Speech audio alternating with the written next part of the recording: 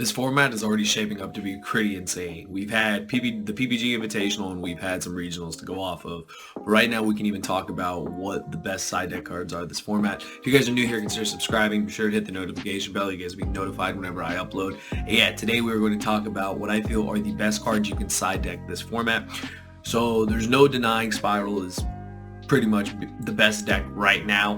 Remember, we're only dealing with a couple events for data, but you guys can see. But not only that, but there's a ton of decks that are doing crazy things. There was a Zoo deck that actually topped. I know, that's pretty crazy. There's already been Madolche decks that topped. There was a freaking the Guru deck without extravagance that topped. Like, that's pretty crazy. Now granted, a lot of these events are smaller than your average regional or your average event, but that doesn't matter. We're still using the data to give us information of how we should be preparing for our side decks, because as you guys already know, we play more games sided than we do not sided in this game. So yeah, we'll get into it. So I'm going to start with the pretty obvious. Joel and Lockbird, and of course the homie DD Crow. So I put them together. The reason why I put them together is, as far as hand traps go right now, these two are the most popular. These two are the ones that you're going to see. Joel and Lockbird, amazing against Spiral. It pretty much ends their turn. DD Crow ends up basically just interrupting their combo and can also end their turn. So number one reason why players are playing these cards is because of how crazy Spiral is. It doesn't matter which build it is, the extravagance build or the the break-a-board build.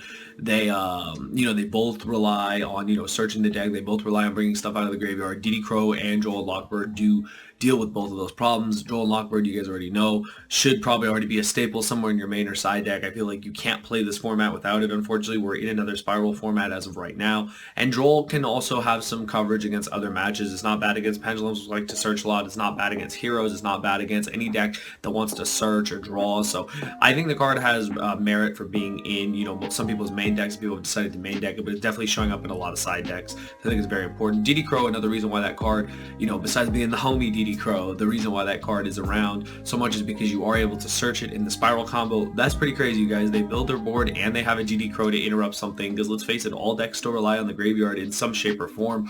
If you look at Solomon Grade, if you look at the versions of Orcus that are still popping up, if you look at the Spiral, like I already mentioned, these decks rely on the graveyard, and DD Crow just does not care, and it just interrupts it completely. So that's really cool. You guys know how much I love DD Crow. Joel Lockbird has been a card that's gone in and out of formats again. Here we go again. Here we go again with another format where Joel has showed up again.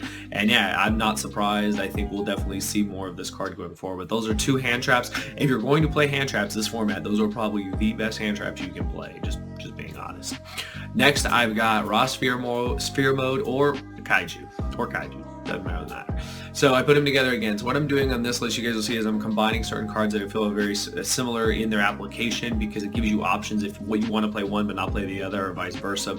Sphere Mode, let's face it, just knocks the whole board. It doesn't knock the whole board though. Like, you have to really decide what you want to destroy on the Spiral board. For those of you that know, it ends with Appaloosa, Tri-Gate below it, co-linked to a Phoenix and a double Helix, and then it's got Sleepy Boy sitting in the corner. Yeah, you have to decide what you want to get rid of. I'll be honest, get rid of the damn Sleeper in some way, because that card is a pain in the ass. Like, I'm not even going to sit here and act like it's not. Sleeper is crazy. Sleeper was crazy back in 2017 during YCS Dallas when Spirals were tier 0, and right now Sleeper is still a problem. So Sphere Mode gives you the option to just blank the whole board. It's also not bad against Pendulums or any kind of build-a-board deck that put up multiple negates and stuff.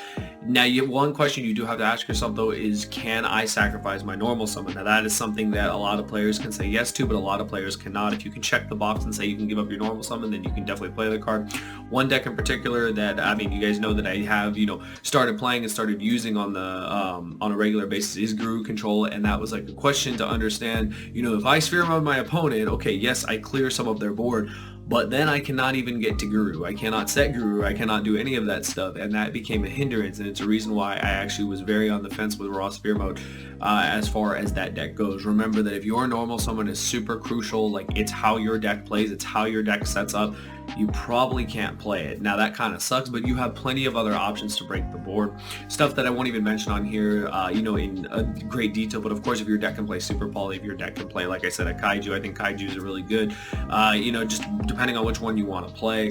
A lot of times people go with the weakest. Of course, there's Gamma Seal, but depending on your strategy, you could, if your deck is dark based, you can play Radiant. If your deck is fire based, like Solomon Great, you can play Dogron. Like, you can play whichever one fuels your deck the best and works with your deck's synergy, so I think that's really important. Kaiju is just really important too because it just is a special summon. It does blank whatever you want, and I do like that. That does come up a lot. So if your problem really is the Appaloosa, your problem really is the Sleeper, which the Sleeper is a problem for most players, you can just get rid of it and then start to crack the board whichever way you want. But these two options give you pretty much full coverage to just break the board in some shape or form. So that's what I got for that. Next, I got to talk about the back row decks because let's face it, we're going to see a lot of them. Altergeist won the PPG. Back row decks are topping left and right. The decks are going to do well. Lightning Storm and Twin Twister. So, okay, Lightning Storm just came out. It's an expensive card. It really is. It is. There's no way denying it. It's a very expensive card, but it's expensive for a reason.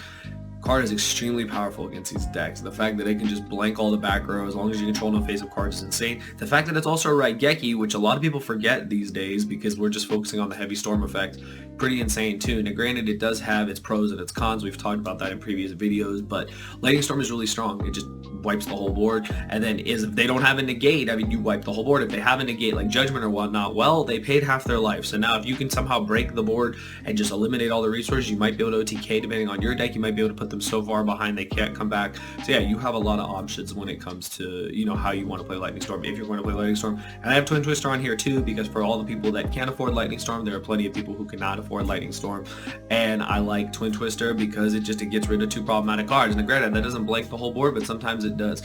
One thing about Twin Twister that I really like being a quick play is nuts because you are able to chain it when certain plays are going on, so I do like that. If you're playing cards like Dangers or cards that benefit from being in the graveyard, you place them where you want them to be, so that's important too. So I do like Twin Twister for that application, and I've always liked Twin Twister.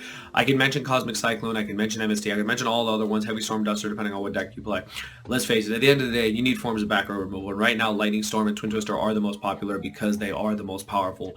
I personally feel they're the most powerful. I think a lot of players would agree with me that they are the most powerful forms of back row removal right now as far as spell cards go. So I feel like if you're going to be going into a regional or any event that has back row decks, be prepared, have your Lightning Storms if you can afford them, or have your Twin Twisters or Cosmics or anything that works against back row that you know has worked in the past and will still work in this format, because the decks didn't really change. They just got a boost from reboot going to one. So as long as you account for that, you can even play the one reboot if you want. If your deck can OTK and you can reboot them and kill them, then by all means, but those are just the best options in my opinion. Next, I have Dark Ruler No More. So Dark Ruler No More is specifically for Spiral again.